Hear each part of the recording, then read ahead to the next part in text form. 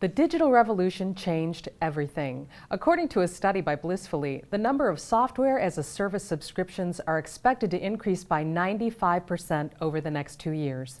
Today, we're talking specifically about marketing software tools and tactics for small businesses, or Martech.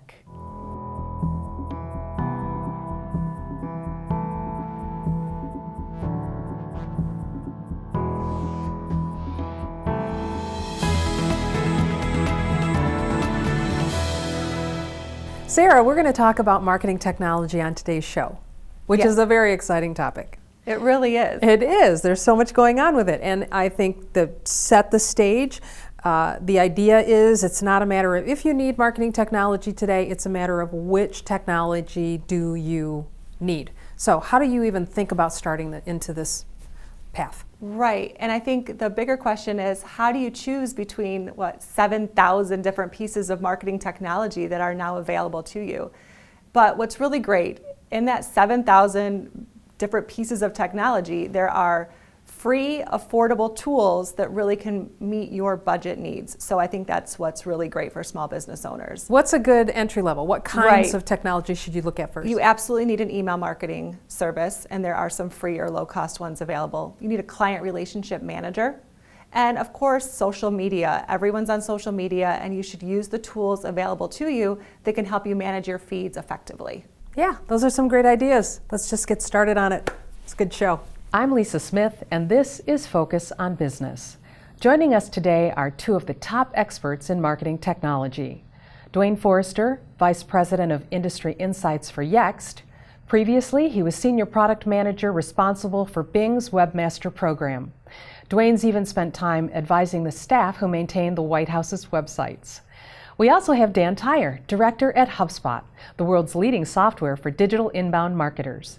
Dan's an expert on business growth, a speaker, and author of the book, Inbound Organization.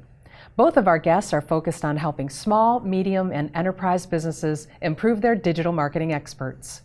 You've traveled a long way to get here. It's good to have you on the show. Dan, a lot has changed. How has this impacted sales and marketing over the last 10 years? Lisa, thanks for the invite. Super excited to be here.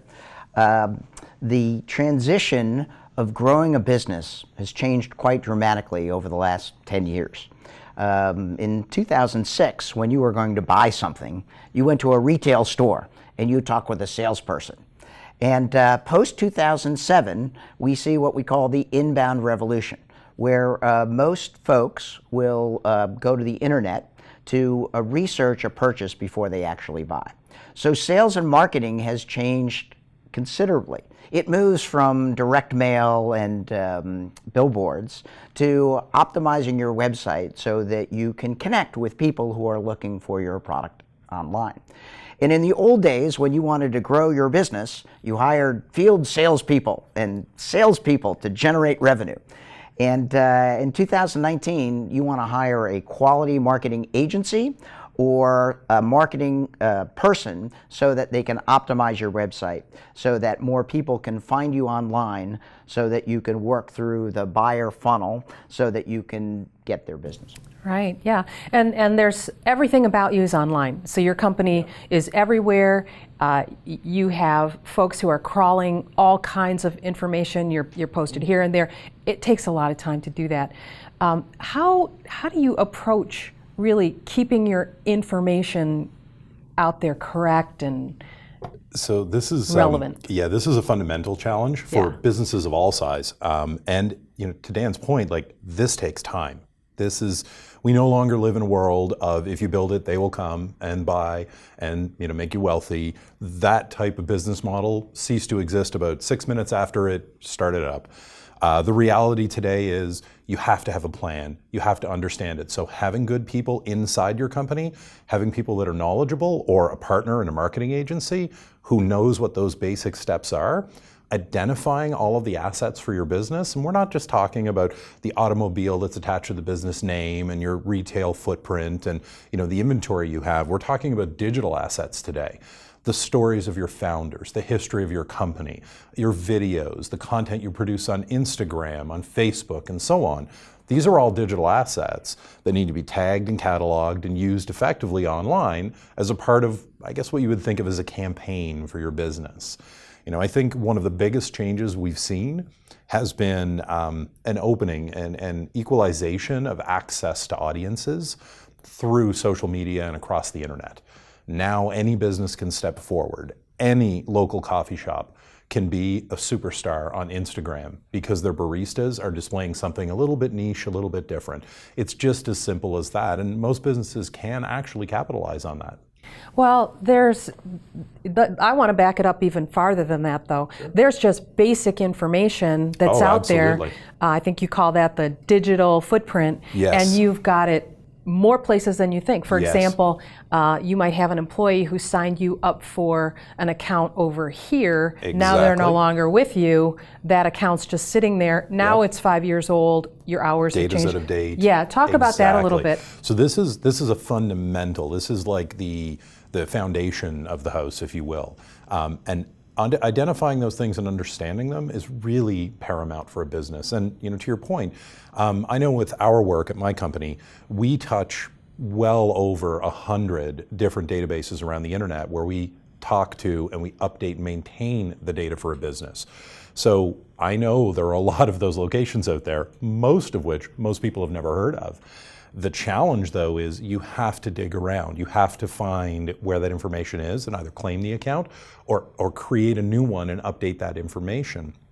It's extremely important because today's search engines are checking all of those sources. They all have their own small audiences, which kind of matter to themselves. They all like to grow.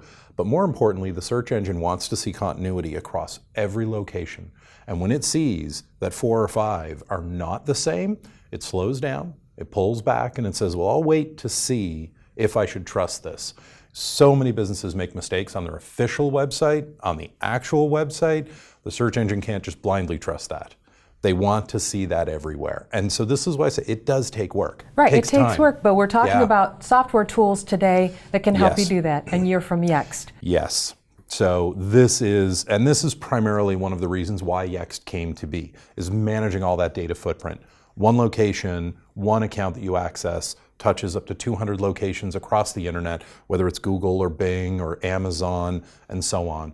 And these are foundational areas where consumers are flocking en masse, and this is what consumers are using today. So you have to maintain that data footprint. You can do it manually, and if you're a small business, it may make complete sense to do that a few hours a week, if you've got that time. If not, then you probably want a solution that does that on your behalf. Right, absolutely. So now we've got the digital footprint straight. We know our hours are right, our locations are right, founders, all of that, phone number. How do you begin to sell? Now that you've got this digital marketing platform to launch from? So once you've decided that you want to be online, by the way, 97% of all B2C and B2B purchases, You probably better say what that is. business to consumer, business to business purchases, start with an online search. Isn't that the way you do it, Lisa? Absolutely. And why do you do it that way? Because it's quick. It's I quick. don't have to get in my car. It's easy. accurate. It's accurate. It's However, free. I was doing some work for the Small Business Association of Michigan, and we uncovered a piece of research that said, as of last year, I think it was 40% of businesses do not have a website. It's So, I mean, that's staggering. scary. But I want to get back to this. Now that you have a website, how do you sell? You Even start if with you- the search. Even if you don't have a website, you have to be online digitally. if You will play be. into that You already statistic. are. That's true. Exactly. And the reality is, even if you just start with a Facebook for Business page, right, people should be able to find you and the essential information that you were talking about. The key in 2019 is you can't sell, you can only help. And Lisa, do you like pushy salespeople? No. How about you, Dwayne? Not at all. So if you push in 2019, you'll never get the business. And the essence of the inbound revolution is that you want to help people. And do you like helping people? I do. And do you like helping people? Love it. That's why we're here, right? And so helping people is significantly different. So there's a couple of things that you do for your website to make sure that you're helping people. The first is you target exactly who you can help, right? And this is a challenge in 2019 because 5 years ago you could be a generalist. You could help lots of people. Today, the riches are in the niches. Absolutely. And you have to be very, very specific. Are these the type of people that we can help? The second thing is on your website or on your digital footprint, you have to have opportunities to inform and to educate and to help people, right? It could be a checklist. It could be a piece of content. It could be a blog article so that you show somebody who comes to your website that you understand them, that you're willing to help them, and that you're going to provide something at no charge so that they can become educated. And if you earn that person's trust, and if you teach them certain information, then there's a higher propensity for them to think of you when they move from the awareness to the consideration stage. So the whole inbound revolution is treating people like human beings, right? No more pushy salespeople, right? We want to treat them like we're having a conversation. You want to make sure that you explain to them how you can help. And you want to move them from awareness, that's how they find you, to consideration, to starting a relationship. When I first started my business career, we used to close deals, right? There was all this like warrior imagery, right? That's not what we do anymore. We try to find the right people that we can help, and we try to provide the help that they need so that they can grow. You know, if you do that really well, you are connecting, engaging with your visitors. You can then actually, and this is a software, we're talking about marketing software here, so I'm going to go there. If you do it, you've connected, you've given someone a good experience, they feel like you've been helpful, then you can actually be using tools that will accelerate the option to make that relationship real. And I'm talking about things like chat and chatbot. Yep. Those are actual tools inside the HubSpot software where we're seeing a highly accelerated rate of, yes, I'm going to do business with you if you give people that opportunity with a digital tool. Yeah, it's staggering. If you look at some of the results that companies see using chatbots for customer service interactions, there are instances of what's known as a click rate. So somebody clicking on a link or a piece of content that's been put into the conversation in chat. If you ask a chatbot a question, the answer it brings back is usually a link off to something else. Those click rates can be as high as 40-45%. And that type of click rate typically doesn't reach those numbers anywhere else on the internet. It's an incredible experience. In fact, and we kind of touched on this, today consumers, over the last 20 years, consumers have been taught to search by entering keywords. Just throw some keywords in a box, we'll get you pretty close to your answer. And the reality today is, with our new phones, with our new systems, with the digital assistants that are available everywhere, it's turning to conversation. So this is people asking a device a question, fully formed question, and then getting the correct answer back. And this is where we start getting into chatbots and so on. And it's a hugely powerful opportunity for a small business. Small website, doesn't have to be complicated. Put a chatbot in there. It can handle questions while you're not around. It can alert you to things when you are around, so you're available to answer that question. Because I'm pretty sure we're all going to agree there's nothing more important than answering the consumer's question. Right, and these are, the reason that you're here is because this is a small business show. So Right. 500 employees and under Yep. is who we like to talk to on this show. Yext, who you represent, for a few bucks a month, you don't have to spend 3 hours a week. Yeah. HubSpot, free chat tools, chat bots for a few bucks a month. So then the question becomes, you're helpful, you're presenting an engaging, right experience for who you're trying to do business with. They recognize that. They chat with you, or they fill out a form in a chat bot. Do you call them? What do you do? How do you then make that a real interaction from the digital experience? Yeah, for me, I think this is where small businesses really have an advantage, right? Small businesses have relationships, right? They know how to treat people, right? They know how to smile, especially here in Michigan. It's crazy, right? It's a little cold, but it's like lots of smiles. And so the engagement, right, becomes very, very human. If somebody drops information on a website, right, it's perfectly okay to pick up the phone and say, hello, Lisa, how are you doing today, right? And then what were you looking for help with, right? That opening line is super important. If you ever call me up and try to qualify me, are you ready to buy? I'm not going to be happy. But if you call me up and say, Dan, what were you looking for help with? Now you're at my service. Now I'm like, well, I was interested in this. And guess what? Small business owners do that all the time. When people walk into their shop, when they just talk to people in their associations, when they just have a conversation. It's a hugely powerful moment, right? To Dan's point, large companies have big budgets, they have people, they can deploy resources, that's great. Small business, agile, fast, they know what matters, and they're personal. So when somebody completes a transaction with you, that's the time to reach out to them. And that transaction may be as simple as asking questions about a product. Keep an eye on the questions being asked, and you'll start to see a pattern. And then you can start predicting what's next in that life cycle. That is huge, understanding the intent. So when somebody asks you 5 questions about a product, and questions 6 and 7 are what get people to buy the product, it's okay to reach out and say, did you also know? Or you may be interested in. Having those moments is fantastic, and making yourself available is key. So every transaction is, can we contact you? Give us your phone number if you feel confident in us phoning you. Here's our number, call us if you have more questions. Encourage that interactivity. A lot of customers are just going to pick up the phone and say, oh, this would be faster if I just asked my questions out loud. Yeah, that's kind of generational, right? Yeah, and 30 minutes later, they're still on the phone with you because they love you, because you're engaging.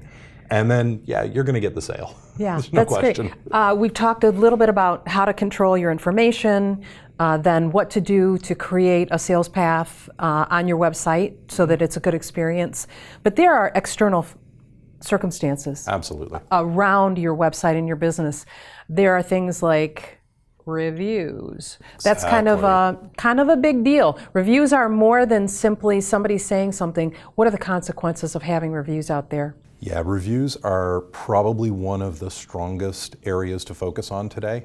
The search engines are watching them, whether it's a first-party review, meaning you collect the reviews on your own website, or a third-party review, space like TripAdvisor or Yelp, for example. Consumers will vent their frustration. Sometimes they'll even say good things and be happy with this. It's important that you listen. It's important that you engage. Jay Baer is an author. His last name is B-A-E-R, and he has a book called Hug Your Haters. It's all about this idea of how to turn people that are dissatisfied with you into raving fans who absolutely love you. And if you think about it, small business owners, they do this every day. And it's an unsung part of being a small business owner. Someone comes in, they're dissatisfied, whatever it was. And you have to deal with that. You have to talk them down off the ledge, you have to calm them down, and somehow get to the point where they become a return client of yours. That's what this is all about. You can encourage people to leave reviews for you, and you should. You can put stickers up in your business, you can do whatever, but talking to them and suggesting it is hugely powerful. There's a psychological barrier when I make that social contract with you and say, I will give you a review. A lot of people will follow through because the social contract is, I told you I would, and therefore I'm a bad person if I don't. So take that step, ask for it. And then when you see the reviews, the general numbers are somewhere between 60 and 80%. You want to respond to them. Even if they're positive, you want to say thank you, we appreciate your business. If they're negative, there's a very clear path in how you respond to that. You acknowledge the person individually, you call it what the problem is, you state clearly how you're fixing it, and you invite them back to do business with you again and hope that you can earn their business again. You lay that out in your response. Even if you don't get the client back, you are seen by tens of thousands of other people to be doing the right thing. And that influences not just people, but the search engines, and that has an impact on your ranking, which then has an impact on how you show up and more business. When I talk to small business owners globally, I always ask them, do you want more word of mouth leads? And they always say yes. And do you like word of mouth leads? Love it. Do you like word of mouth leads? I do. Why do you like them, Lisa? Because usually it's been a good experience and they're going to tell you the best things about the company. Why do you like them, Dwayne? More is more, but I'm always slightly concerned about what people are saying. So word of mouth leads typically come with built-in trust. They typically move a little bit quicker. Dwayne told me to buy this, all right? Yep. So how much does it cost? Let's go. A little less price sensitive. So creating this word of mouth, right? HubSpot has a term called the flywheel. You want to be intentional about creating advocates. You want to treat people like human beings. You want to make sure that they become good customers, and then you want to make sure that they're talking about you everywhere they can in a very specific way so that you can attract more customers. Dan, I bet you that we can learn more about that in Inbound Organization. I did. When I found out you were coming on the show, I bought the book. Thank you very much. I literally went on Amazon and bought it. So thanks so much for being here. You're welcome. Thank you.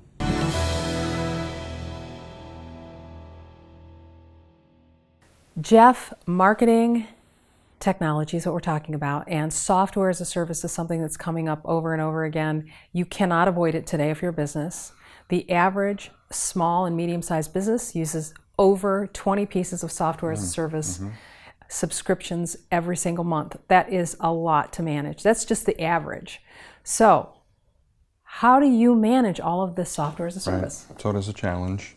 And what we've seen, what not to do, I guess, in companies is that you have a great idea.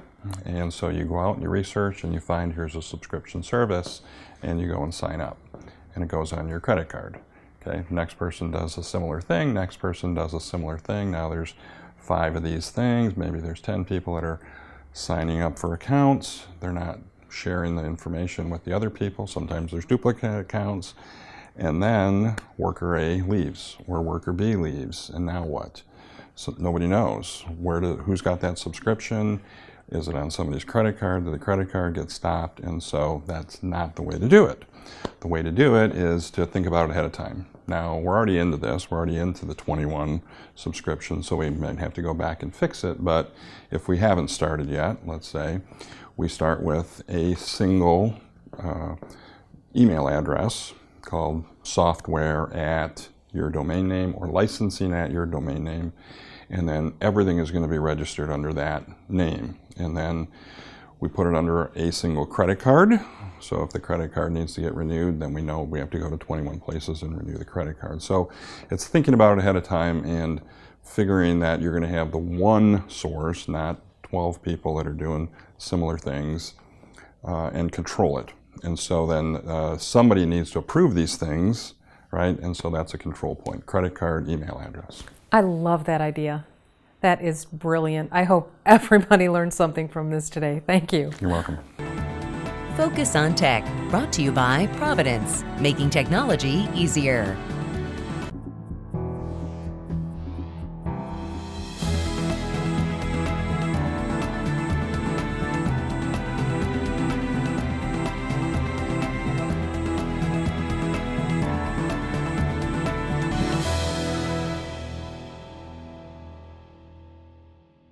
Adam, thanks for being here. We're talking to business owners today about marketing technology, and they have marketing and they have technology, but they also have a banking relationship. And this marketing technology is changing the banking relationship for businesses. Can you tell us more about that? Well, from the banking side, it's using the data that we have to make our messages more personalized and relevant for our customers and prospects. And it's using some data analytics and some automated tools to deliver those messages at the right time for our customers. So as a business owner, you might see your bank reach out to you at the appropriate time for the appropriate product, and that's the goal. Right, so it's a more relevant, timely experience that I'm noticing also has more depth than just an email. You might actually be giving like longer form kinds of experiences. Is that correct? That's right. It's personalizing the message, but it's also providing the right content for the person at the right time. So when you talk about content, is this things that are like guides and checklists and that kind of thing? It could be. So some things that we do is providing some small business guides as far as things you need to know about getting a business loan. It can also be case studies. So telling the story of how a small business worked with a local bank and how that relationship helped them go forward, and giving it in a way that you as a business owner might relate to it. And so providing a personalized message in addition to making it personal is something that we try to do. Well, that's certainly much more helpful than what we used to get from a banking relationship. Mostly was in person, and today we can get much more of that, probably from your website, right? You absolutely can, and the struggle is always provide that personal relationship, but also weave it in with technology, and that's something that all businesses today will struggle with. Thank you. Thank you so much. Thank you. Focus on Banking, brought to you by Michigan Bankers Association.